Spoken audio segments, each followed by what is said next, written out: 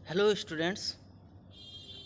आज हम लोग लॉर्ड विलियम बेंटिक के बारे में जानेंगे और ये आपके पेपर में मोस्ट इम्पॉर्टेंट टॉपिक है।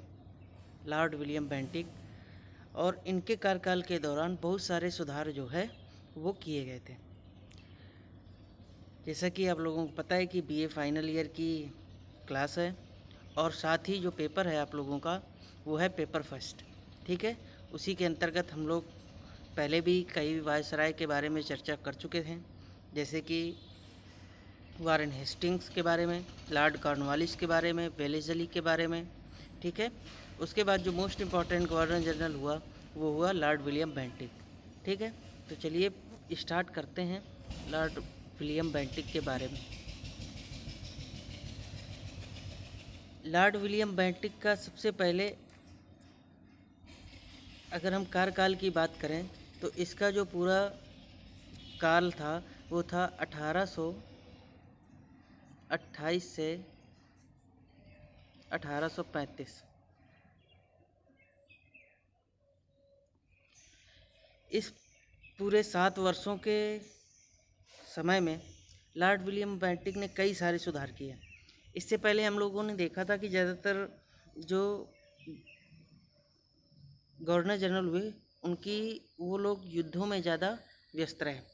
ठीक है, वेलेजली के समय तो युद्ध सबसे ज़्यादा किए गए। ठीक है, लॉर्ड उससे पहले लॉर्ड कॉर्नवालिस ने कुछ सुधारात्मक कार्य करने के काम किए थे। ठीक है, लेकिन सबसे ज़्यादा अगर किसी ने सुधारों को लेकर के कार्य किया तो वो था विलियम बेंटिक। ठीक है, इसके समय पर कई प्रकार के प्रशासनिक, न्यायिक और शिक्षा संबंधी, ठीक है, क्यों और साथ ही साथ समाज संबंधी बहुत सारे सुधार किए गए। ठीक है, जो कि पिछले गवर्नर जनरल्स के शासनकाल के दौरान हमको नहीं देखने को प्राप्त होते हैं। अब जैसे वेलेस्ली की ही हम बात करें तो या कॉर्नवालिस की बात करें तो कॉर्नवालिस के समय ज़्यादातर सुधार किस प्रशासनिक और न्यायिक सुधार करने के प्रयास किए गए। यानी कि विलियम बेंटिक ने जो प्रयास किए, लॉर्ड का वारेन हेस्टिंग्स ने जो सुधार किए थे उन्हीं सुधारों को कॉर्नवालिस ने आगे बढ़ाया था। उन सुधारों को बेंटिक ने भी कुछ सुधार करके फिर से लागू किया, लेकिन साथ ही साथ जो बेंटिक की सबसे बड़ी विशेषता रही वो थी उसके शैक्षिक और समाज सुधार, जो कि उसके शासनकाल की एक विशेष खूबी है। ठीक है, साथ ही उसका उसका जो पूरा इन 7 वर्षों का कार्यकाल है इसको सुधारात्मक काल भी कहा जाता है। ठीक है, सुधारों का काल भी कहा जाता है। और साथ ही साथ विलियम बेंटिक ऐसा गवर्नर जनरल था जिसने ज़्यादातर भारतीयों को ले करके साथ में ले करके सुधार करने का प्रयास किया। ये एक बड़ी बात थी, इसीलिए भारतीयों द्वारा भी विलियम बेंटिक की उस समय बड़ी प्रशंसा की गई और अभी भी इतिहास की पुस्तकों में विलियम बेंटिक के बारे में कुछ प्रशंसा में शब्द प्राप्त होते हैं। ठीक है, तो इन्हीं बातों को एक एक करके हम लोग डिटेल से जानने का प्रयास करेंगे। ठीक है, तो सबसे पहले हम बात करते हैं प्रशासनिक सुधारों के बारे में। प्रशासनिक सुधारों की चर्चा करते हैं, उसमें सबसे पहला जो कार्य किया विलियम बेंटिक ने कि जो कॉर्नवालिस के समय नियम बनाया गया था कि वो भारतीयों पर ज़्यादा विश्वास नहीं करता था, इसलिए प्रशासनिक पदों पर वो भारतीयों को मौका नहीं देना चाहता था। ठीक है, लेकिन बेंटिक की जो है क्या थी, भारतीय लोगों के प्रति सहानुभूति थी, इसलिए उसने क्या किया था कि भारतीयों को भी कंपनी की सेवा में नियुक्त करने की प्रथा जो है प्रारंभ कर दी। ठीक है, तो पहला चीज़ जो आपको याद रखना है कि प्रशासनिक कार्यों में अब भारतीयों की सेवाएं भी ली जाने लगी। ठीक है, इसके कई कारण थे।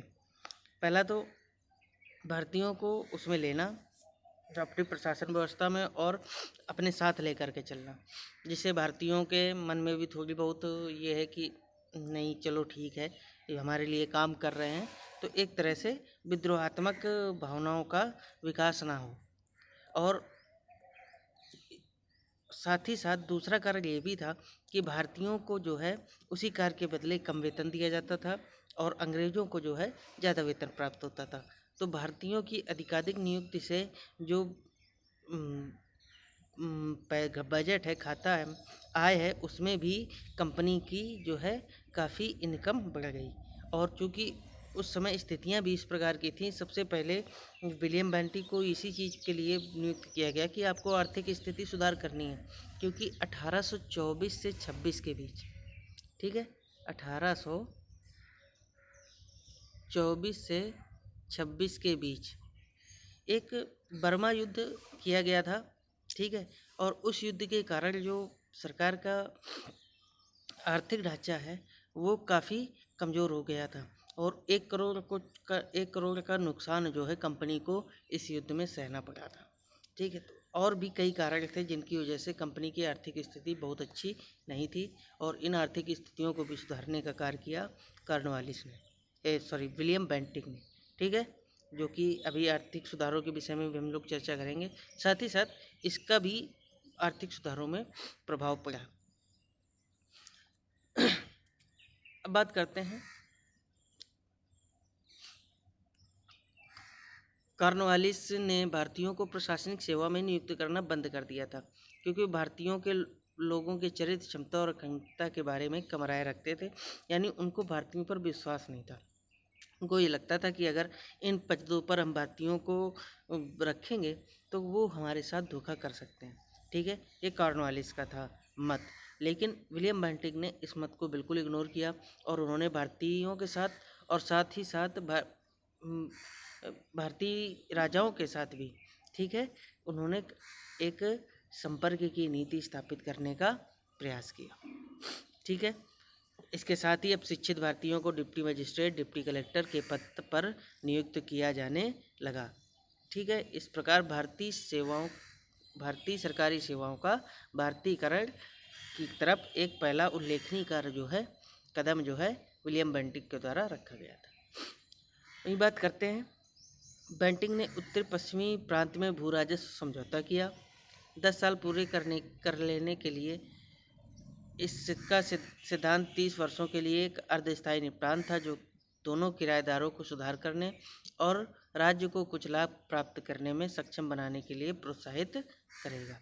यानी कि जो 10 वर्षों की व्यवस्था थी बंदोबस्त की, उसको इसने बढ़ा करके 30 वर्ष तक का कर दिया था। साथ ही समुचित सर्वेक्षण करवाया, बड़े भूधारकों के अनुसार, काश्तकारों, ग्राम समुदायों के अनुसार, ठीक है। और उसी अनुसार से फिर इसने जो है क्या किया कि राजस्व टैक्स को जो है लागू किया, जिसकी वजह से आय में कंपनी की और भी ज़्यादा बढ़ोतरी हुई। अभी आर्थिक मामलों में हम लोग ये सारी चीज़ें थोड़ा और डिटेल से जानने का प्रयास करेंगे। अब बात करते हैं विलियम बेंटिक के न्यायिक सुधारों के विषय में। तो न्यायिक सुधार मोस्ट इम्पॉर्टेंट हो जाते हैं, क्योंकि उस समय धीरे धीरे जो अंग्रेजी न्याय व्यवस्था है, ठीक है, ब्रिटिश न्याय व्यवस्था है, वो धीरे धीरे स्थापित की जा रही थी, ठीक है। लॉर्ड विलियम हेस्टिंग्स के समय से हम लोग कंटिन्यूसली देख रहे हैं कि न्याय व्यवस्था में कुछ ना कुछ कार्य होते रहे। वारेन हेस्टिंग्स ने किया, उसके बाद कॉर्नवालिस ने किया, अभी क्या है, अब विलियम बेंटिक ने भी न्यायिक व्यवस्थाओं में सुधार किए, ठीक है। जैसे मामलों के विशाल बकाया के लिए अपील और सर्किट के प्रांतीय न्यायालय काफ़ी हद तक जिम्मेदार थे। यानी कि ये जो बकाया राशि होती थी, इनको प्राप्त करने में अक्षम रहे थे। इन अदालतों में न्यायिक प्रक्रिया का पालन अक्सर देरी और अनिश्चितताओं का परिणाम होता था। मतलब इधर पे जाने का मतलब ये था कि जो न्याय है उसमें देरी लगेगी और न्याय भी सही मिले कि नहीं मिले ये भी श्योर नहीं था।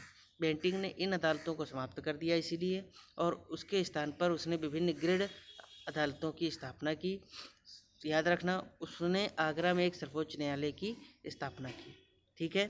तो मोस्ट इम्पॉर्टेंट बात है कि उसने आगरा में एक न्यायालय की स्थापना की तथा इसमें दीवानी और फौजदारी दोनों प्रकार के मामलों की सुनवाई की जाती थी, ठीक है।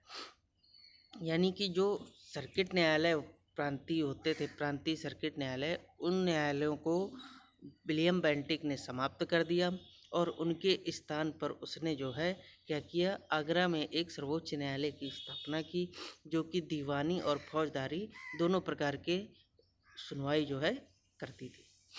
इसके साथ साथ 1829 में मजिस्ट्रेटों को 2 साल तक की सज़ा देने का अधिकार दिया गया था। ठीक है, जो मजिस्ट्रेट हैं उनको भी न्यायिक अधिकार प्राप्त होते थे, न्याय का अधिकार भी करते थे, लेकिन एक बाउंडेशन ये थी कि वो सिर्फ 2 साल तक की ही सज़ा दे सकते हैं, इससे ज़्यादा की सज़ा मजिस्ट्रेट नहीं दे सकता। नेक्स्ट, दिल्ली और उत्तरी प्रांतों के लोगों की सुविधा के लिए इलाहाबाद में एक सदर दीवानी अदालत और एक सदर निजामत अदालत की भी स्थापना की गई। तो इलाहाबाद में भी उसके द्वारा दो अदालतों का निर्माण किया गया, जो एक अदालत दीवानी अदालत थी और दूसरी अदालत निजामत या फौजदारी अदालत थी। ठीक है, अब दीवानी और फौजदारी के बारे में मैंने आप लोगों को कई बार बता चुका हूँ कि क्या होते थे, किस प्रकार की अदालतें होती थी। दीवानी अदालत जो होती थी वो होती थी कि राजस्व से संबंधित, धन संपत्ति से संबंधित जो मामले होते थे वो सारे दीवानी अदालत के अंतर्गत आते थे। वहीं हत्या, डकैती, ठीक है, चोरी, इस तरह के जो मामले होते थे वो फौजदारी अदालत में सुने जाते थे। ठीक है, तो ये दोनों में डिफरेंस है, इसको आप लोग दिमाग में रखिएगा। नेक्स्ट है, बेंटिक ने सज़ा की गंभीरता को भी कम कर दिया था, यानी कि बेंटिक द्वारा एक व्यक्ति को चाबुक से पीटने की प्रणाली को समाप्त कर दिया गया था। नेक्स्ट, इसके समय जो अदालतों की भाषा है उस पर भी कार्य किया गया। अभी तक अदालतों की जो भाषा थी वो किस प्रकार की थी, फारसी भाषा थी। ठीक है, यानी जो अदालती भाषा थी वो क्या थी, फारसी भाषा थी। लेकिन अब जो है विलियम बेंटिक ने फारसी के स्थान पर क्या कर दिया, अंग्रेजी को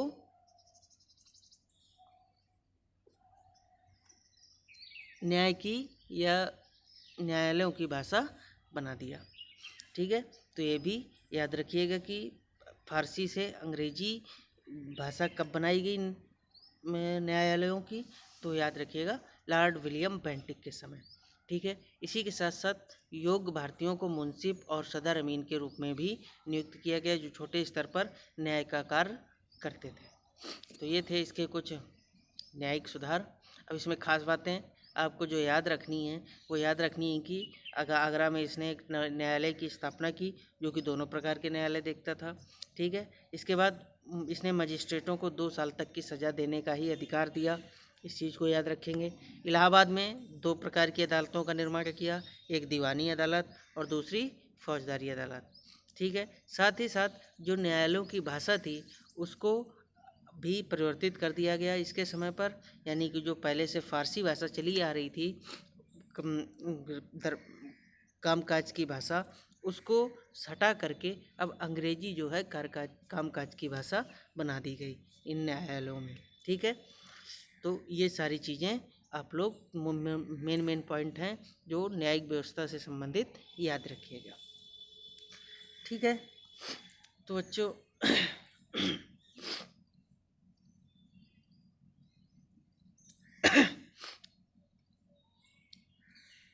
वित्तीय सुधारों के बारे में और इसके आगे के समाज सुधारों के बारे में, ठीक है, वो हम लोग नेक्स्ट क्लास में चर्चा करेंगे। आज की क्लास जो है हम लोग यहीं तक सीमित रखते हैं। ठीक है, तो चलिए, थैंक यू वेरी मच।